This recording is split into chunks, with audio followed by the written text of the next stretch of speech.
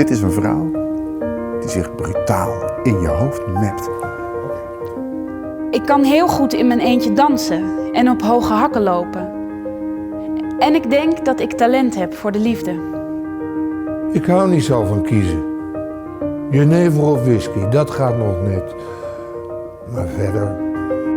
Ik zou wel voor 1 dag Vanessa willen zijn. Hoe voelt het om bewonderd te worden? Hier wordt altijd alles onder het tapijt geveegd en hier wordt nooit ergens over gepraat. Als hij doodgaat, dan blijf ik de rest van mijn leven alleen. Ik wil nooit meer een man hebben. Niets fijners dan na fantastische seks tussen je borsten te liggen.